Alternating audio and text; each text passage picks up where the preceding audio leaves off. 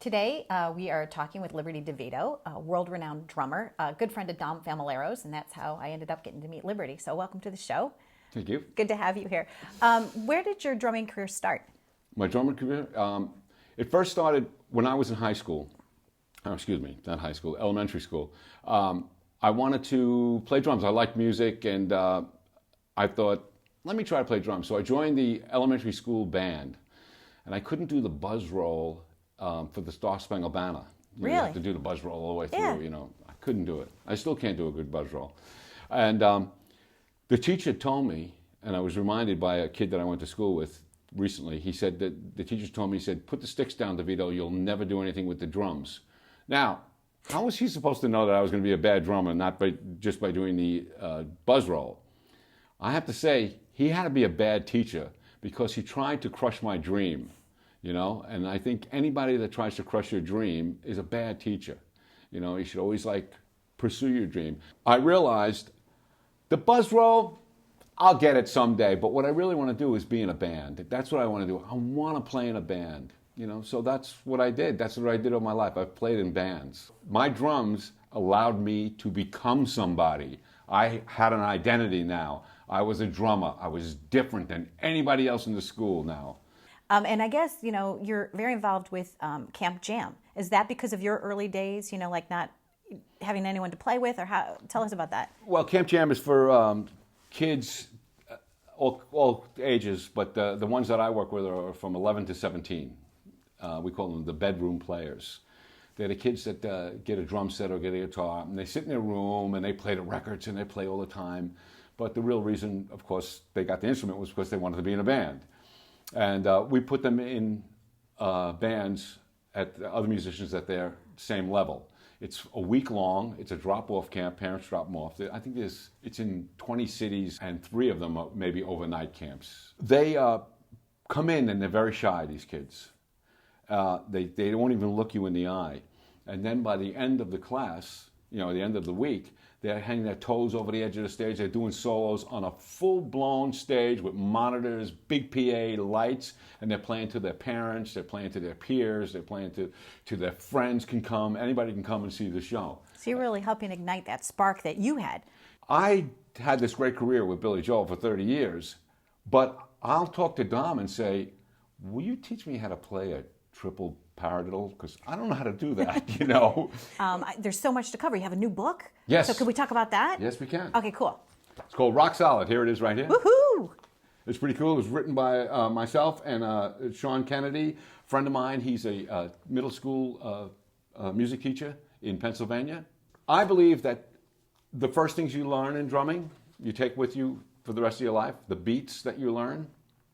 But what makes it different between a kid who just learned just a regular simple beat, what makes that different, the way he's playing it, compared to the way Phil Rudd in AC/DC plays the same beat? He plays the same exact thing, and it's the first thing that you learn. It's the passion and the approach, because Phil Rudd is part of a sound. He became part of a sound. You have to be aware of that too. Not only do you learn how to play the part, but it's how you play that part. How do you put it across? This book has basic instructions. It can take you from picking up your first pair of drumsticks to actually being in a band.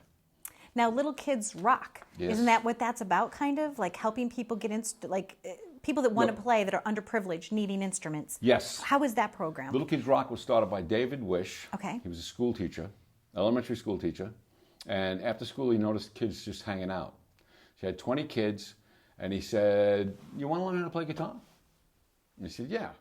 And his belief is that most people that took up instruments when they were younger, they don't play them anymore because they were playing stuff that they really weren't interested in. They weren't playing today's music, the music that they can relate to. So Dave teaches these kids a chord. They learn 1 chord. Then they learn 2 chords, and Dave says, well, here's 50 songs you can play with those 2 chords. Then they learn 3 chords, and here's 150 songs you can play. So they're playing music right away, He started out with 20 kids, and I think Little Kids Rock now has like 45,000 kids around the world.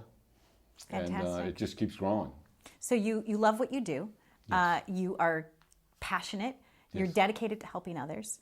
And what's on the horizon for you next? What are you up to? You have a big plan to do something? Well, the big plan is just Little Kids Rock is just moving forward with. We got approached by these people from Ireland, from Belfast actually. They would like to start a Little Kids Rock because they believe, like I believe, that it starts with the children if you're going to make a change. And they would like to get the Protestant kids and the Catholic kids to be playing together at a young age, because then when they grow up, they will realize, why are we fighting? We're really getting along great, you know. That was going on in music all the time. Music brings people together, you know. It really does. In fact, you played in Russia and you played in Cuba, and you opened up international doors. Russia was amazing. Okay. Russia was unbelievable. They could not believe that we came there to play for them. They had nothing to give us. They were very poor, you know, a third world country. But they kept going like this, like, all we can give you is our hearts, and thank you for coming and doing this for us, you know. And that was the first time I realized, you know, what everybody knows, it's government against government. It's not people against people, you know. And Cuba was the same way. And music is the international song, right, that builds us all together, brings us all together. That's right. International language. That's right. There you go. And I thank you for visiting with me and being here with us on Live It Up. You're just awesome. You're just fantastic. All right, it's been Liberty DeVitto and Donna Drake, and we're signing off from Live It Up.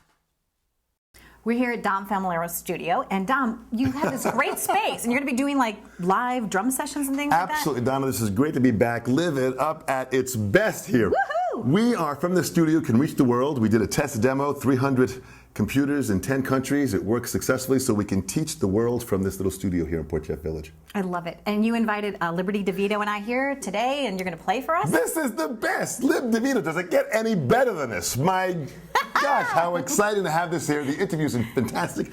Here we are. We want to play a little for you. Absolutely. Can we do it? Yeah, just hold on a second. Let me get prepared. You better cover up. Come on, Liv. You ready, Liv? How do you feel? I feel good, man. Come on, man. Let's go. Come on, let's do some playing here. All right. Woo! Give me a groove.